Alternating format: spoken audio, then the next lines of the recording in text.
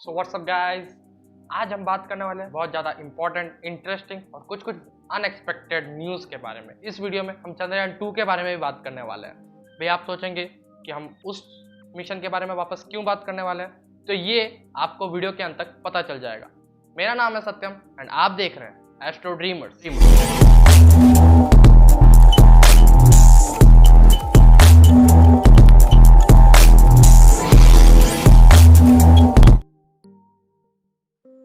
तो दोस्त, पहला न्यूज है United Arab Emirates. United Arab Emirates उन देशों में से एक है जिन्होंने स्पेस मिशन में इतना नाम नहीं कमाया है, और वो ऐसा काम करने वाले हैं जो अभी तक बहुत बड़े बड़े देश भी नहीं कर पाए हैं, जो कि है मार्स मिशन को सक्सेसफुली अटेम्प्ट करना या फिर ऑर्बिटर को ऑर्बिट में सेट करना।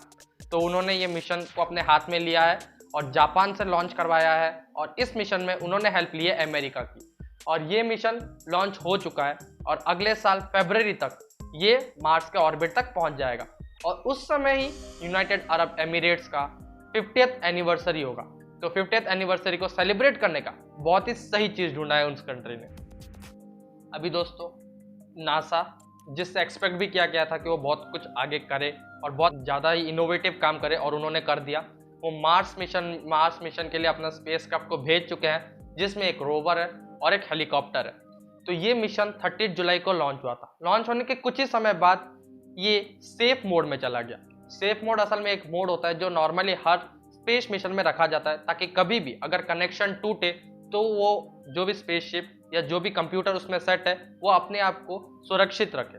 तो ये मिशन में असल में हुआ क्या है कि जब ये लॉन्च हो रहा था तो इसके कुछ पार्ट अर्थ के शैडो साइड में रह गए, जिसके वजह से उधर का टेम्परेचर अनएक्सपेक्टेडली कम हो गया, और उस एक लिमिट से कम हो गया जिस लिमिट पे सेट किया गया था। तो इसलिए कंप्यूटर इस स्पेसशिप को अपने आप सेफ मोड में ले गया। उसके बाद जब नासा के साइंटिस्ट लोगों से पूछा गया तो उन्होंने ये कहा है कि असल में कुछ प्रॉब्लम नहीं है, और 2-3 दिन चेक करने के बाद वो उसको वापस नॉर्मल मोड में ले आएंगे। तो शायद अभी तक वो नॉर्मल मोड में भी आ चुका होगा, और उनका ये भी कहना है कि ये मिशन अभी तक पूरा सेफली मार्स की तरफ जा रहा है।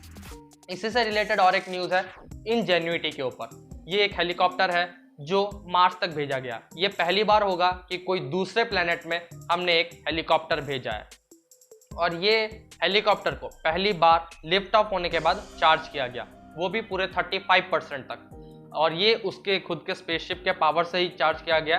पर एक बार जब ये लैंड कर जाएगा तब इसको वो मार्स की सूरज की रोशनी से चार्ज किया जाएगा, सोलर पैनल की मदद से। और ये हेलीकॉप्टर अगर मार्स में सक्सेसफुली फ्लाई कर जाता है तो ये आगे आने वाले जितने भी फ्यूचर मिशंस होंगे उसमें बहुत ही मददगार होगा, और उससे हमें पता चलेगा कि मार्स में हम ऐसे मिशंस और आगे कर सकते हैं। सबसे ज़्यादा weighted news Chandrayaan 2। Chandrayaan 2 successful है या फेलियर? अभी जितने न्यूज़ आ रहे हैं उस हिसाब से चंद्रयान 2 फेल नहीं हुआ है, क्योंकि चंद्रयान 2 रोवर असल में निकल चुका है। मतलब जो रोवर जिसका नाम था प्रज्ञान अपने लैंडर से निकल चुका है, और अभी इसरो को वीडियोस और फोटोज भेज रहा है। तो असल में ये सब हुआ कैसे? चंद्रयान 2 मिशन जिस दिन लैंड कर रहा था और हमें पता चला कि वो लैंड नहीं हुआ है, फेल हो चुका है, तब सारी दुनिया ने होप छोड़ दिया था सिवाय इसरो के। तो वो उसके बाद भी बहुत कोशिश कर रहे थे, पर एक बार भी संपर्क नहीं हो पाया, तो उन्होंने भी इसको फेलियर बता दिया। पर अभी रिसेंटली एक साउथ के इंजीनियर ने नासा के जितने भी फ्री सॉफ्टवेयर है या फिर पब्लिक सॉफ्टवेयर और पब्लिक इमेजेस के मदद से ये दावा किया है कि रोवर अपने लैंडर से निकल चुका है। क्योंकि अभी तक ये बताया नहीं गया था कि चंद्रयान 2 की जो विक्रम लैंडर है वो क्रैश लैंडिंग किया कि हार्ड लैंडिंग किया। मतलब असल में वो लैंड करते समय टूटा नहीं था पूरी तरह से, वो सिर्फ एक हार्ड लैंडिंग था, तो जिसके वजह से एंटीना टूट गया था और वो हमसे संपर्क नहीं कर पा रहा था। पर असल में जैसे कि मैं आपको बताया कि सारे मिशंस में सेफ मोड होता है, तो शायद इस मिशन में भी एक सेफ मोड था, जिसके वजह से 1 घंटे तक अगर उस प्रज्ञान रोवर को कुछ इंस्ट्रक्शन नहीं मिला तो वो 1 घंटे बाद खुद ब खुद उस लैंडर से निकलकर मून के सतह पर चला गया। और उसका काम था मून के सतह पर जहाँ पे वो उतरे हैं, जो कि है साउथ पोल, वहाँ से सारी चीज़ों को कलेक्ट करना और इंस्ट्रक्शन हमारे तक भेजना। तो ये चीज़ वो कर रहा था, और शायद वो लैंडर को भी भेजा था, पर हम उससे संपर्क नहीं कर पा रहे थे।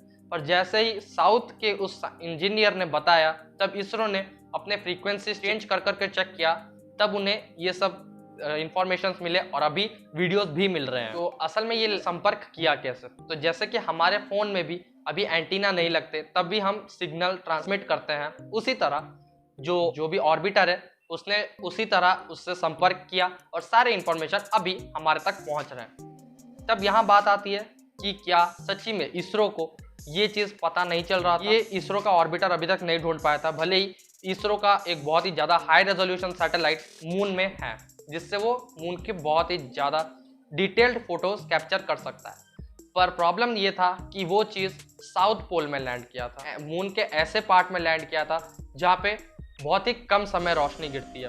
तो शायद इसी वजह से उन्हें कभी भी एक ऐसे डिटेल्ड कैप्चर फोटो नहीं मिल पाया जिससे उनको पता चले कि रोवर निकला है या लैंडर सही से लैंड किया है। तो शायद ऐसा ही सब हुआ होगा। पर सबसे अच्छी बात यह है कि चंद्रयान 2 सक्सेसफुल हो गया। अभी वो फोटोज़ वीडियोस भेज रहा है और जिससे हमें बहुत सारा इन्फॉर्मेशन मिलने वाला है। ये भी बोला जा रहा है कि नासा भी मांग रहा है वो फ्रीक्वेंसी उनको दे देने के लिए, पर शायद इसरो अभी नहीं देगा, ताकि पहले हमारे पास इन्फॉर्मेशन आ जाए। तो आज के लिए सिर्फ इतना ही। तब तक के लिए keep thinking on the way to explore the unexplored world. Thank you.